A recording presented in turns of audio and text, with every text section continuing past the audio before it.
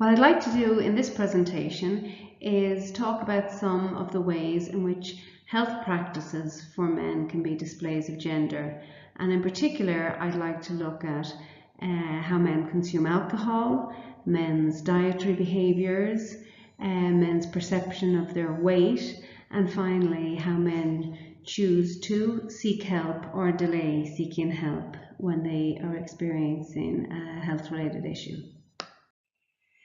So just to give you an overview of some of the gendered lifestyles that we see here in Ireland, if we look at smoking, currently, according to latest statistics, 26% of men currently smoke when compared to only 20% of women. And among those who drink, the majority binge drink on a typical occasion, while fewer than 20% of women drink to this level. So it's not just the volume in which men are drinking in Ireland, but it's how they're drinking and their binge drinking in particular that's quite different between the genders. And a third of women and just over a fifth of men eat the recommended minimum daily portions of fruit and vegetables. So let's consider alcohol and alcohol consumption as a means of displaying gender. This quote, "If I cannot scull 16 pints, I'm not a real man," was said during the data collection for the National Men's Health Policy.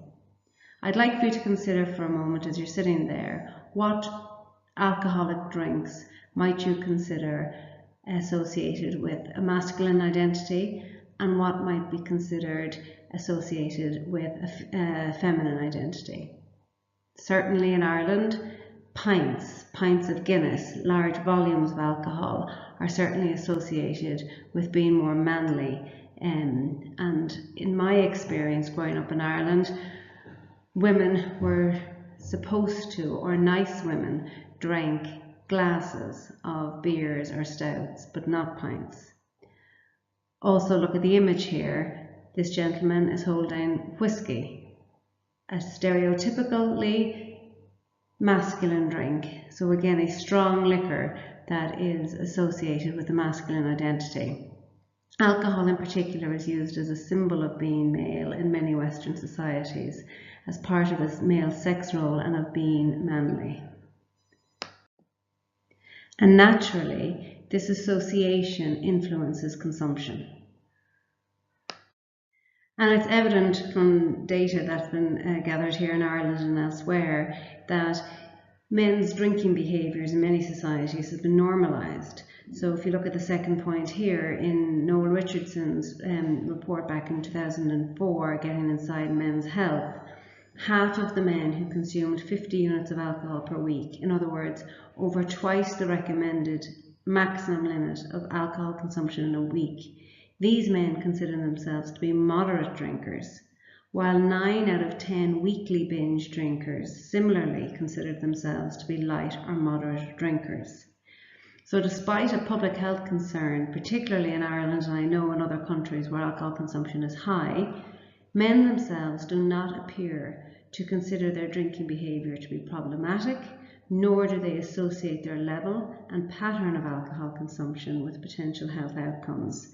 So this belief or this perception that men have about what they're doing with respect to their alcohol consumption, how normal it is and how as part of being a man is clearly at odds with public health guidelines, and it demonstrates firstly a lack of awareness of what constitutes healthy drinking, but also a minimising of serious heavy or binge drinking and its impact among men in Ireland.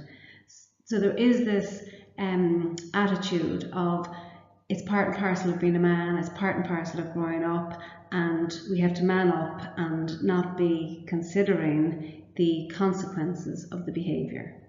But the role of the behaviour in demonstrating masculinity is more important than the potential health consequences. In recent years, there's been a number of really interesting studies looking at the association between alcohol consumption and masculinity. And I suppose this slide summarises some of the key findings from those studies. If you'd like to read more on this, There's been a lot of detail written on this in the reference document for Ireland's National Men's Health Policy that's available on departmentofhealth.ie. So I suppose the key findings would be that, in particular, heavy drinking, problem drinking, alcohol abuse in particular is associated with more traditional masculine ideologies, that alcohol consumption is often used as a rite of passage in male settings, and that, you know, consumption amongst peer groups is an enactment, a very public enactment of conventional masculine identities.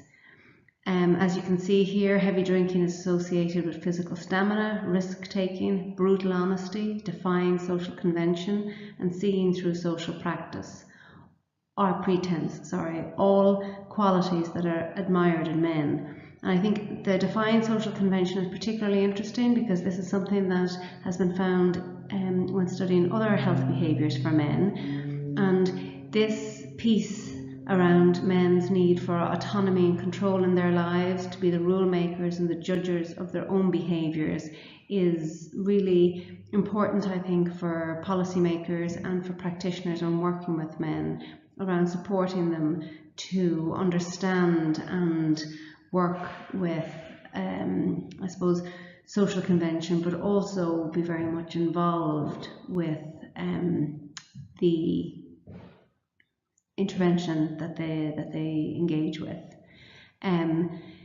We know that traditional masculinity in particular is more strongly associated with alcohol use and problem drinking. Specific male settings such as military units, so military units and college fraternities in particular encourage men to abuse alcohol as a common male rite of passage. In Ireland, there's a very strong association between manliness and drinking capacity, and that excessive alcohol consumption and binge drinking in particular are used as very public displays of allegiance to a mere peer group. When we look at types of alcohol, the consumption of beer in particular with fellow males seems to be a potent resource for the enactment of conventional masculine identities. It's noteworthy that in Ireland, beer accounts for 84% of the total alcohol consumption in men, in comparison to 43% in women. And again, what's very interesting with respect to this particular behaviour, but is also really relevant for other male behaviours, is that men report more difficulty in refusing an alcoholic drink from male friends than female friends.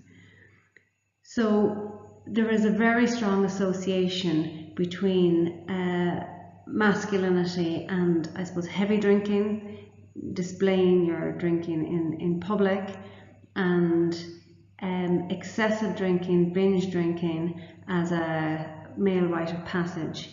And I suppose maybe I'd just like to emphasise that many of these behaviours are more strongly associated with traditional and conventional masculinities. However, these behaviours are also really evident among young men, and it's noteworthy that young men consume greater volumes of alcohol and have a greater propensity for binge drinking than older men. And in Ireland, 23% of male college students felt that it was not the volume of alcohol they consumed that was important, it was whether it showed or not. So it was their capacity to kind of hold their drink and not be overcome by it. And because of the widely held belief that alcohol use is an acceptable part of attending college and therefore a normative behaviour, male students believe that they wouldn't even know if they had an alcohol problem until after they finished college.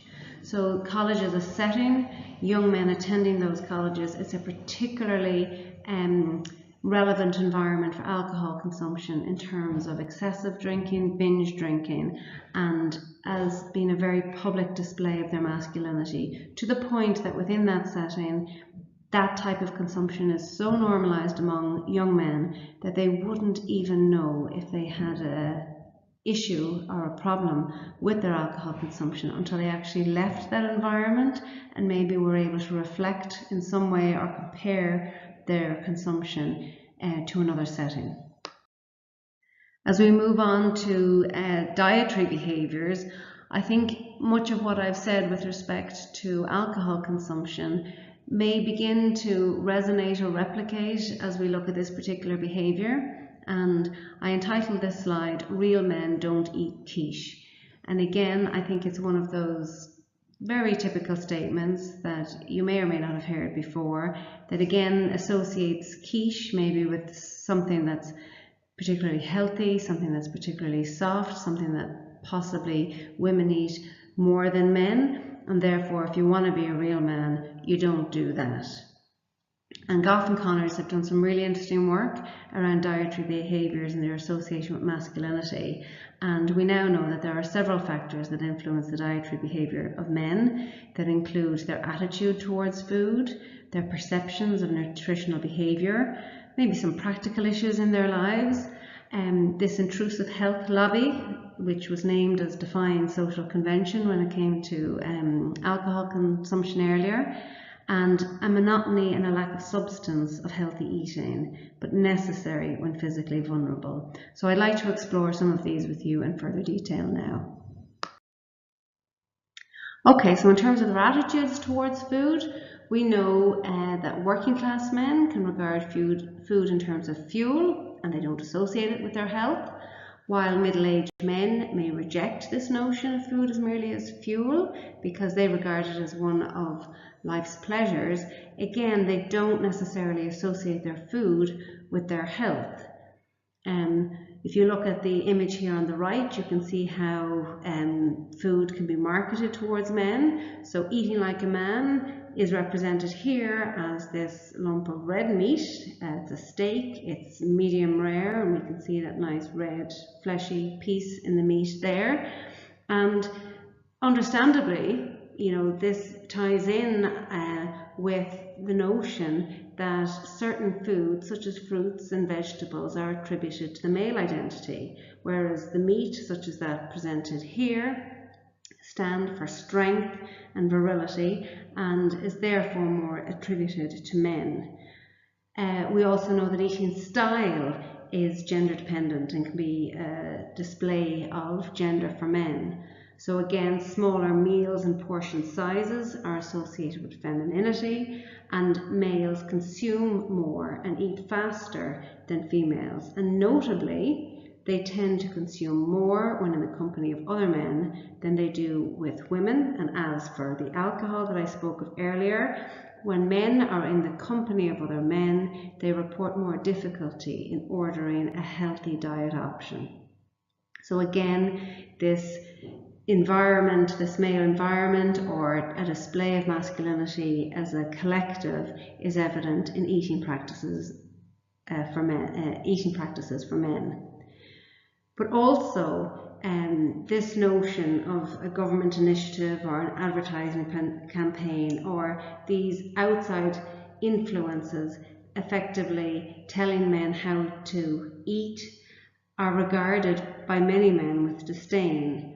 They view the information as misleading, ideological, even hysterical, and the amount and confusion of dietary messages has been greatly lamented by many men. And they also view some of these messages as an effort to reduce their choices and freedoms, and they can react against them, preferring to forge their own paths with regard to the dietary habits. And again, if we consider this social defiance that was named with respect to men's alcohol consumption, these two notions are not a million miles apart with respect to these two different lifestyle behaviours for men. And there are also a number of practical issues that have a significant impact on the dietary behaviours of men. So in 2018, there are still many men who lack control over their diet because the purchasing and the preparing of the food that they eat are predominantly the responsibility of the women of their lives, and they don't actually play a role in this process. Secondly, nutritional knowledge is a really key factor for many men. Some men tend to not know the nutritional content of the food that they're eating, and this is particularly relevant, I think, for the dietary habits of single men living alone. And then many men are simply unaware of the implications of a poor diet on their health outcomes and would not know how to modify their diet to actually improve their health. For men who are working, there are also a number of practical issues that affect what they eat. So long working hours, particularly for those who work shift hours, long commuting times, all of these factors increase the reliance men have on convenience foods, on snacking and on eating out, and therefore, remove the control they have over what it is they're actually eating.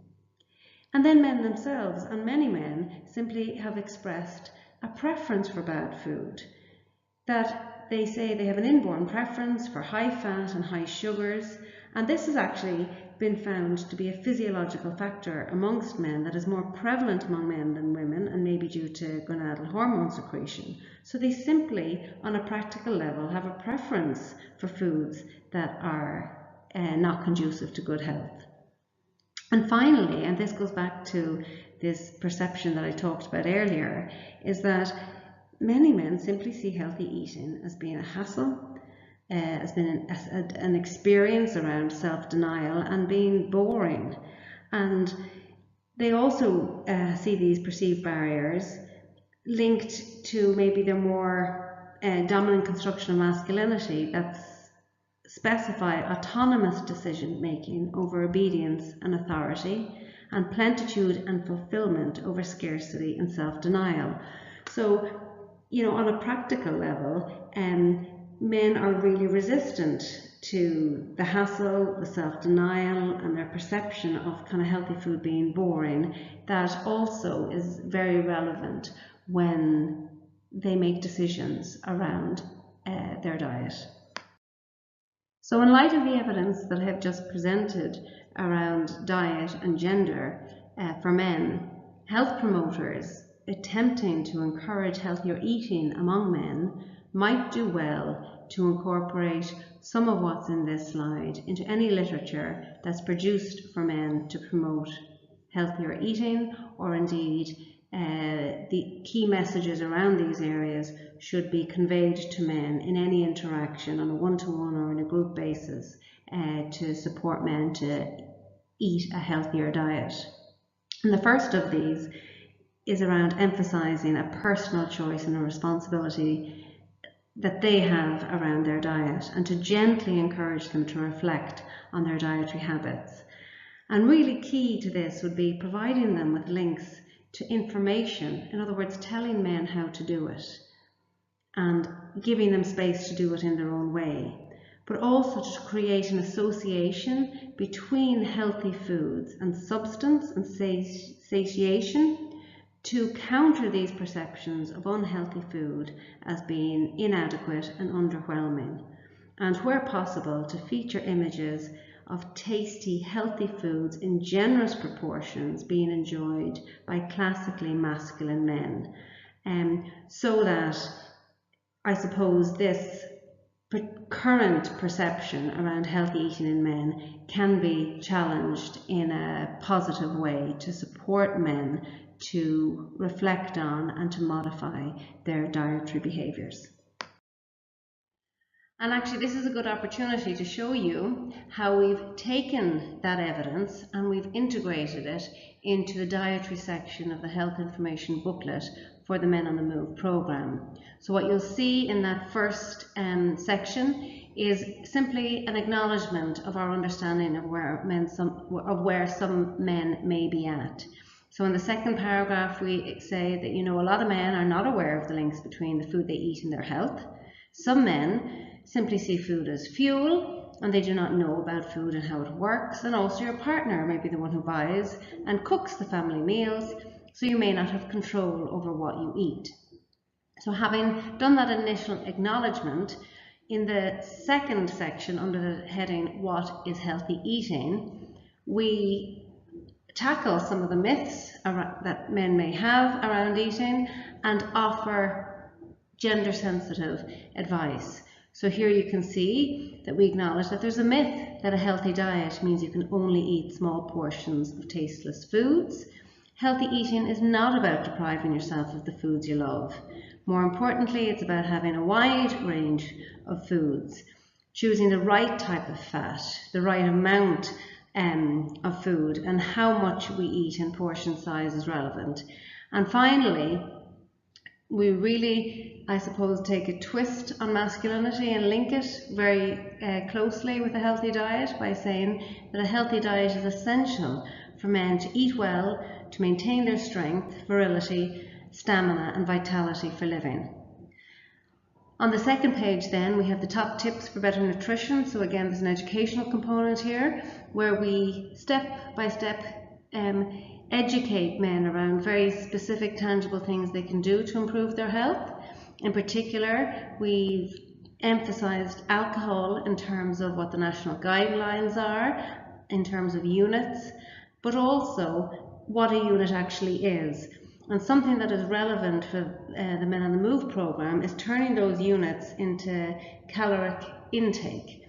And I recall speaking with men in Mayo on the Men on the Move program, and one man in particular changed his drinking pattern from 3 pints of Guinness to 2 pints of Guinness plus a Tia Maria and milk. And his justification for not drinking that 3rd pint was to reduce his caloric intake. And he understood that very clearly in terms of weighing the balance between the caloric expenditure of the physical activity he was doing and the caloric intake of alcohol. So these educational pieces are very important for many men, and hence they've been integrated into the Men on the Move program in the booklet. And actually, while I'm on the booklet, I would just mention that we've looked at a number of health-related behaviours, physical activity, stress, attending your doctor, and this is the general format whereby there would be an introductory text followed by top tips of actually how to integrate a new behaviour into your lifestyle, all of which have been gender sensitized as per this example I've shown you here. So moving on from diet, I'd now like to talk about overweight and obesity and how many men's perspective of their weight is influenced by gender. And if images could speak 1,000 words, I think this particular image says an awful lot about how the genders view their weight quite differently, but it also tells us quite a lot as service providers about how we might support men around understanding their weight better so as to improve it for their overall health and well-being. It is evident in Ireland and elsewhere that a significant public health anomaly exists between how men perceive their weight and how it is perceived or understood from a public health perspective. As you can see here, we know that currently only 30% of men in Ireland are of normal weight. Thereafter, they are overweight or obese, which is quite an alarming statistic. And yet, we know from a study conducted by the Irish Cancer Society of 600 men that only 22% acknowledged having a weight problem, with nobody identifying themselves as obese. In other words, 78% of men felt that they did not have a weight problem, which is the almost inverse of the public health reality that we face. And as I said, this is an issue that is not unique to Irish men. We know that 1 in 4 normal weight men in the US perceive themselves to be underweight, while almost half of overweight men felt that their weight was normal. So again, this highlights the issue that overweight men consider themselves to be of normal weight. However, it is also an issue that normal weight men consider themselves to be underweight. So in other words, what men consider to be normal is actually heavier than what is healthy for them to be. In Scotland, amongst 80 lower socioeconomic middle-aged men, that normal weight men and moderately overweight men actually wanted to gain weight to enlarge their body weight. And again, this is problematic because with that excess weight, their health will be negatively affected. And this isn't just a phenomenon that we're seeing amongst older men. We know that amongst adolescent boys, 68% of boys who were of a normal, healthy weight were dissatisfied with their weight because they thought that they were underweight and they wished to increase their weight and their muscularity. So not only do we have an issue that too many men are overweight and obese, the fact that even normal weight men and boys want to gain weight in order to be bigger is a serious public health concern and also a significant challenge to addressing our current obesity and overweight problem amongst men in this country. It is possible that this anomaly is underpinned by a drive for muscularity, whereby many men associate general bigness with masculinity, physical attractiveness, and good health. And in particular, those men who endorse more traditional gender stereotypical beliefs have a greater drive for muscularity than men who do not adhere to that masculine ideology. In fact, when comparing men's actual degree of muscularity to their perceived degree of muscularity, many men significantly underestimate their degree of muscle mass. And this misperception of their actual muscle mass has actually underpinned the definition of a phenomenon or a health issue for men known as muscle dysmorphia. And it's a syndrome that is more prevalent among men.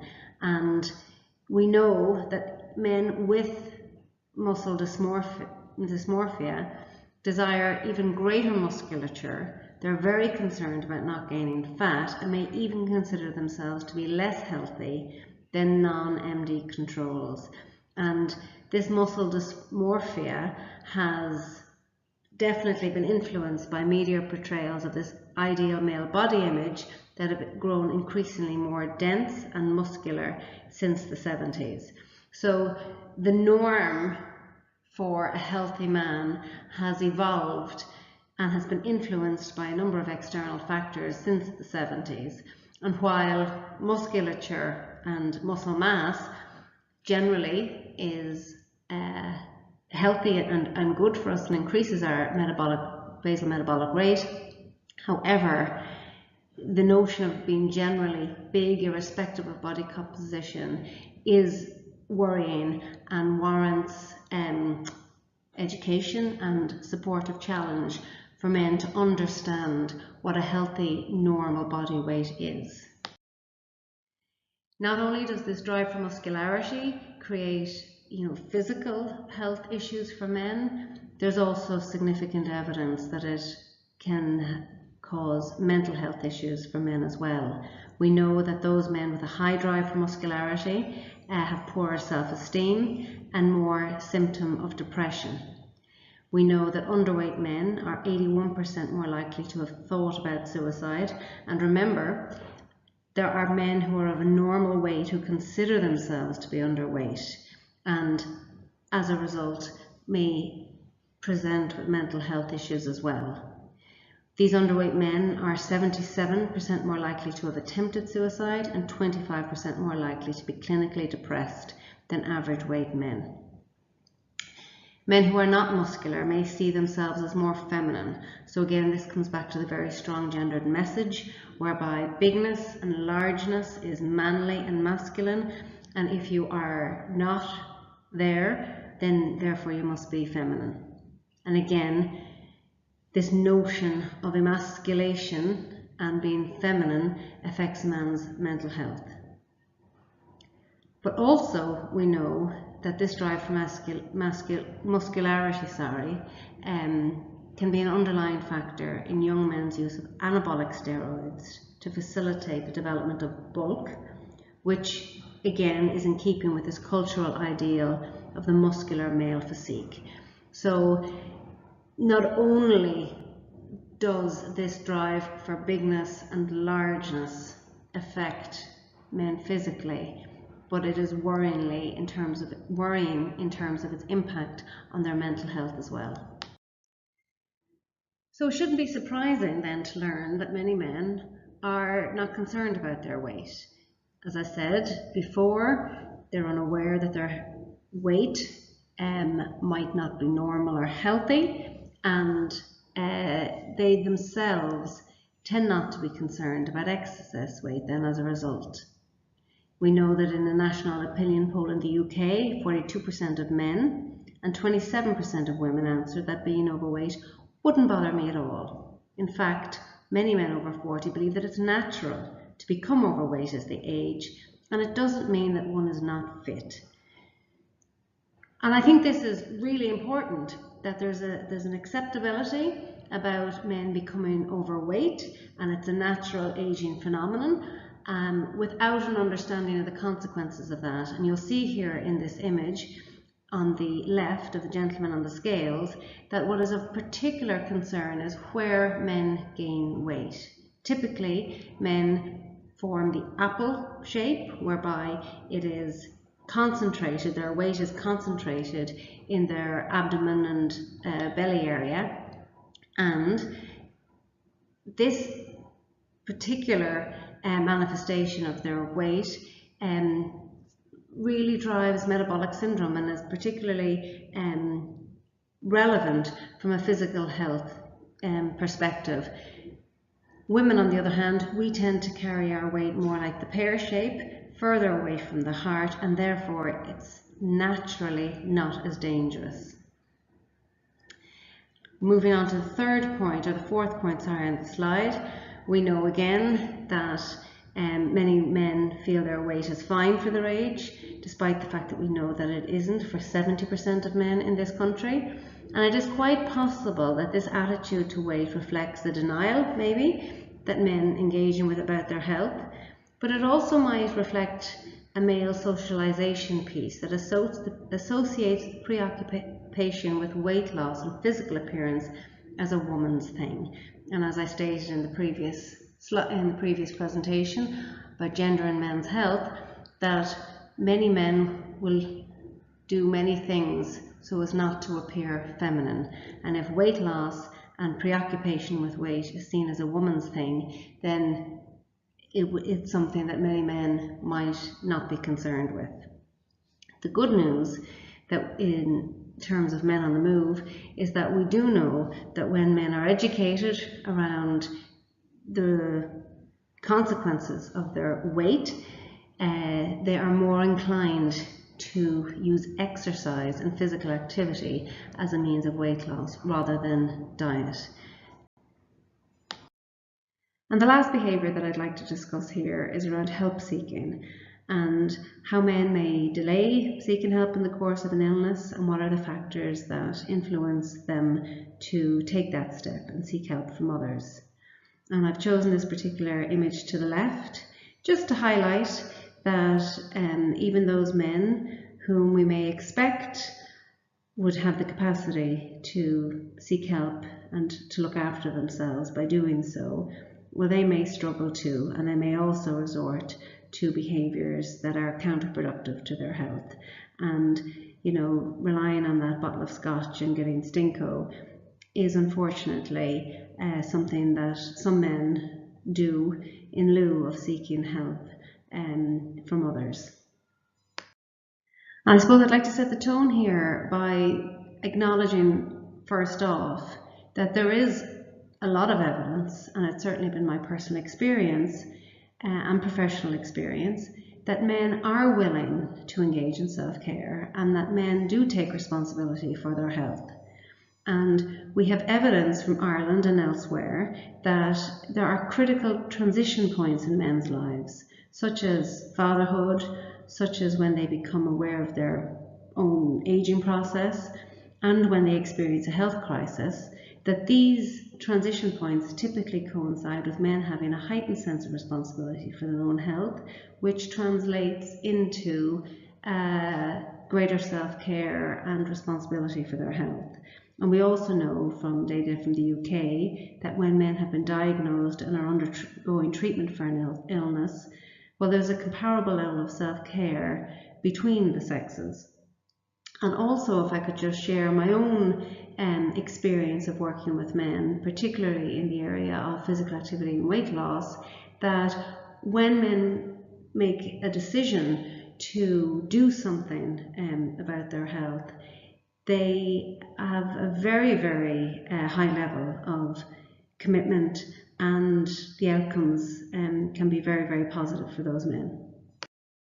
However, there's also strong evidence that men consult their medical doctor or general practitioner less frequently than women.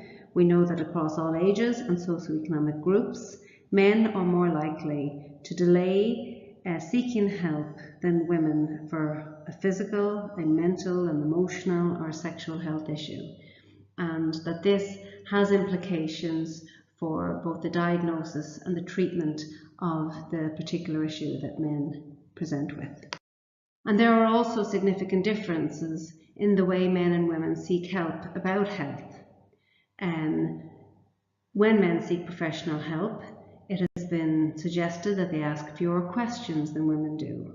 We know from Getting Inside Men's Health that too many men leave their general practitioners not understanding the answer to the question that they've actually asked. We know that Irish men are reluctant to go to their doctor, and rather than go to their doctor, 3 out of 4 men reported adopting strategies of avoidance or silence in a way that they manage themselves through an emotional or a mental health issue in particular. And this holds true for younger men. The CLÁN study is a college lifestyle survey that's conducted in Ireland, and in response to how students felt, they would respond to feeling very anxious or depressed. Male students were significantly less likely to seek help or to access help from a counsellor. They were significantly more likely to adopt negative responses, which unfortunately can often be excessive alcohol consumption. And they are, which I think is particularly relevant as well, is that they are significantly less likely to use their own social networks of friends, parents, or other relatives as a source of support. So it isn't just simply that young men are less likely to use services, but actually they also struggle to seek help within their own social networks, and possibly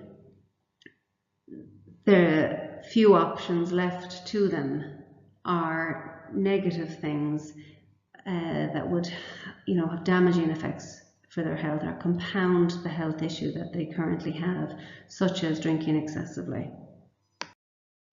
We know from a lot of research conducted in this area that there are many factors associated with delayed help seeking, as has been stated, with a number of other behaviours.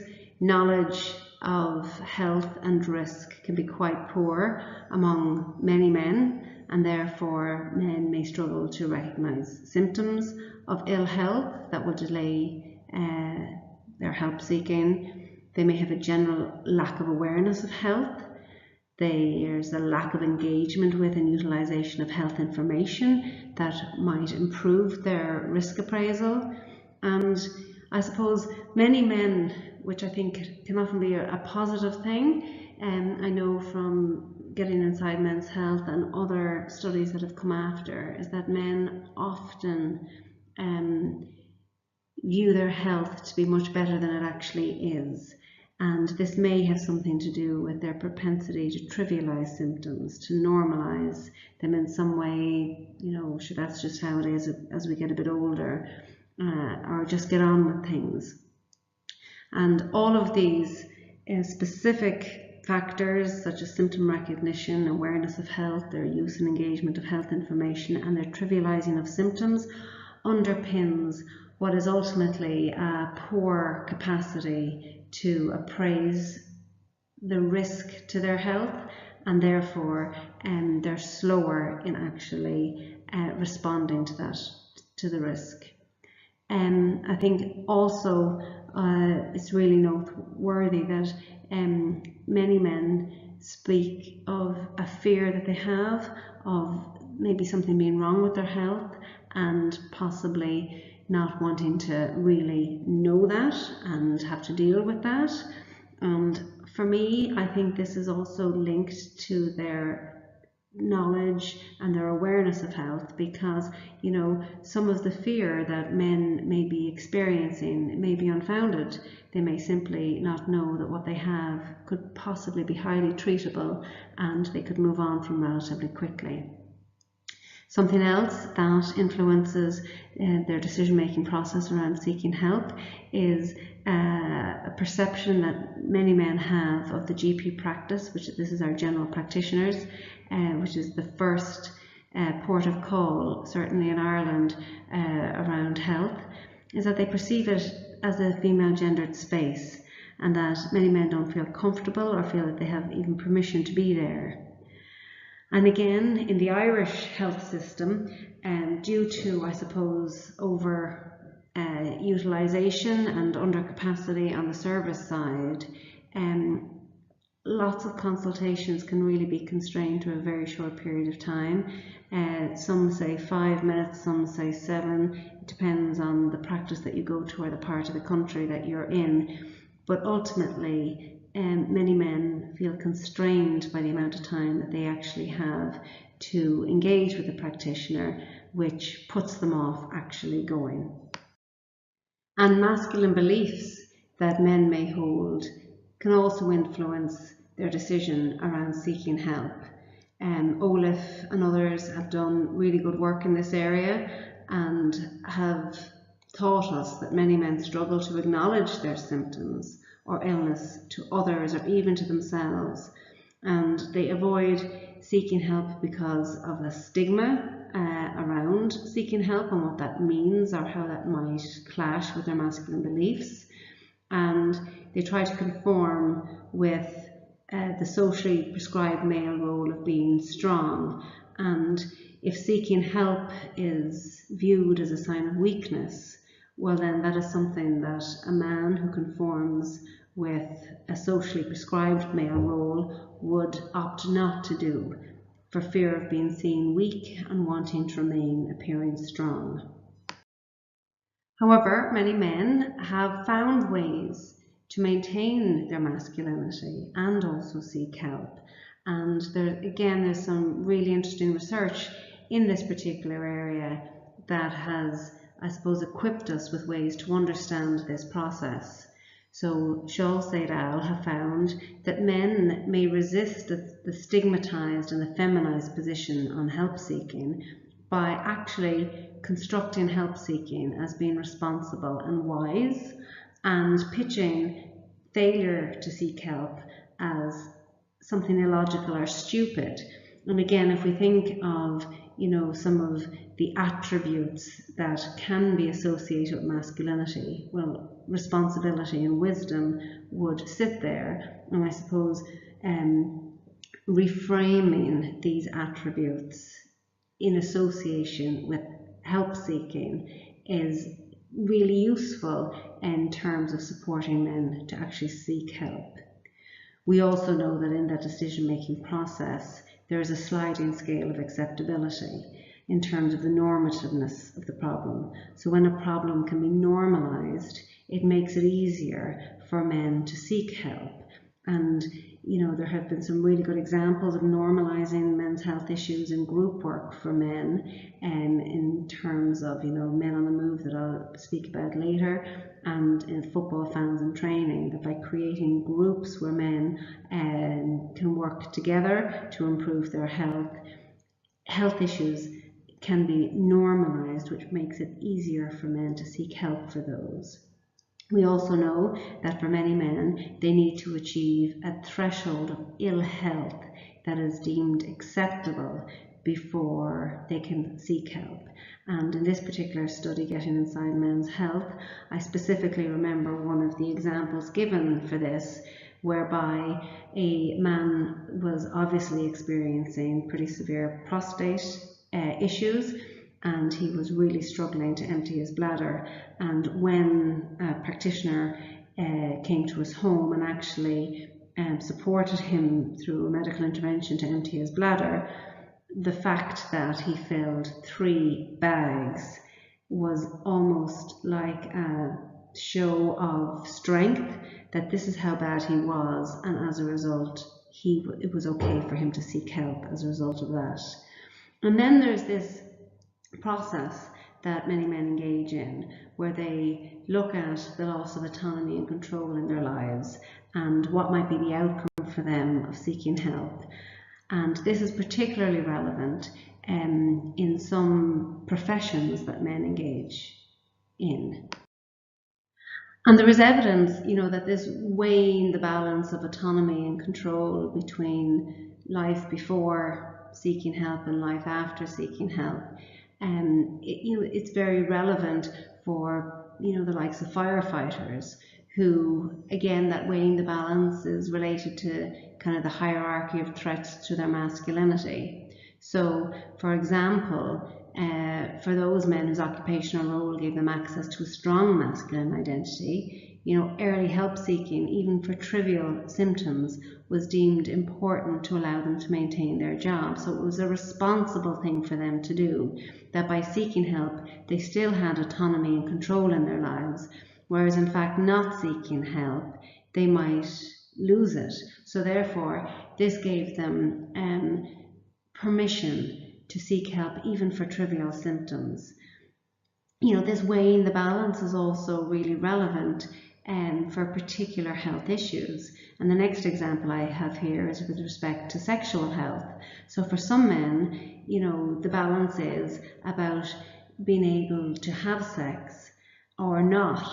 And effectively, not being able to have sex posed a greater risk to their masculinity than seeking professional help in a timely manner. So again, this weighing of the balance about having autonomy and control in their lives is a process that men can engage in with respect to the specific health issue that they're facing, or the specific role that they have in their lives. And again, I think this is really relevant for practitioners to be aware of in terms of how to actually intervene with men in terms of adjudicating where the balance may lie in that process. So despite all that we now know and have learned, I suppose, personally in the last 15 years of working in the area of men's health about gender and how men's health practices and behaviours are often mechanisms of doing and displaying gender, I think there's still a lot of truth in this particular statement in 2018 in Ireland, that for some service providers, men in general are still seen as unreliable, irresponsible and difficult to work with. And there is no doubt that men can pose unique challenges for service providers. And certainly since 2013, since the Engage training program has been working and with many service providers throughout the country, across the island of Ireland actually, and building capacity to overcome those particular challenges. That said, it is still easy to believe that when resources are scarce, as they almost always are, that when these resources are scarce, that they should be allocated to initiatives that are more likely to succeed. And I think it's important to say that certainly in Ireland over the last decade, we have learned an awful lot about what works well with men, and there are many good initiatives ongoing across the island of Ireland for the benefit of men and their communities. Men on the Move is one of those, and it's fantastic to see it has been rolled out nationally. And certainly I would like to think that as service providers become more competent and confident in delivering gender-based services for men, I think there ought to be a review of how resources are used to serve half of the population in this country.